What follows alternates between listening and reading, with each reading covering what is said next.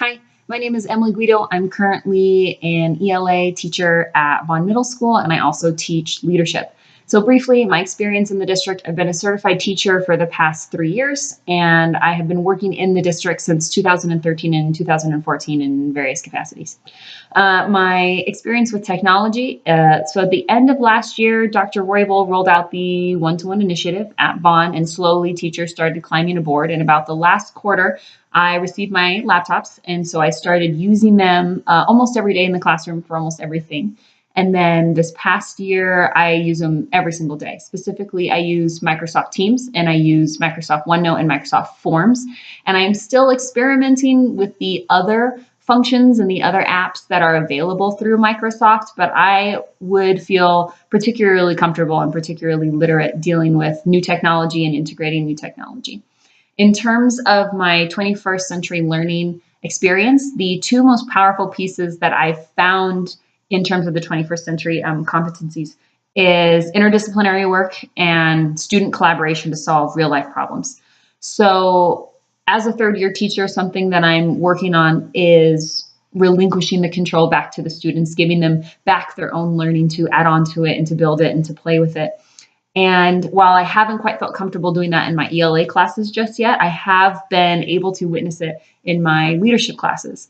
So I present my leadership students with a problem, with a concern, either from feedback from staff or feedback from students, and I support them as best I can to find the answer to those problems.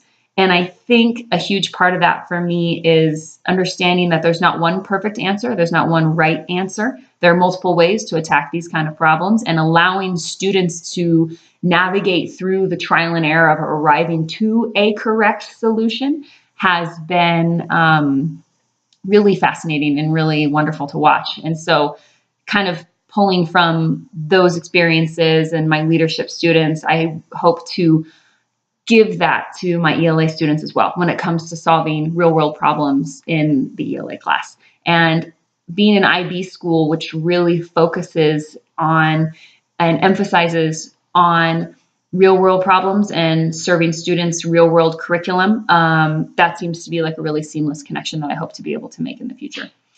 And so my lessons that didn't quite go as planned, I feel like there are two ways that can happen. One, either your students find a thread that they're interested in and it's unrelated, but it still works out to be a teachable moment, and that's all nice when that happens.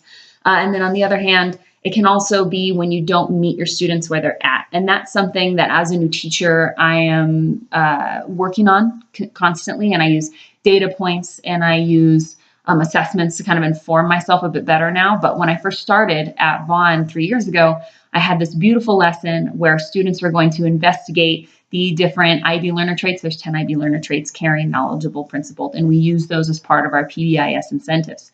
And it went terribly. And I realized it was because I was treating the students as if they had the same background, experience, expectations that I had when I was a seventh grader, which of course is silly. And then I also failed to recognize, academically where they were at. So I gave them too challenging material, and I also didn't make it a real world applicable for them. So it didn't quite go over as I planned. So thank you so much for your time. I really appreciate this opportunity, and I hope to hear from you soon.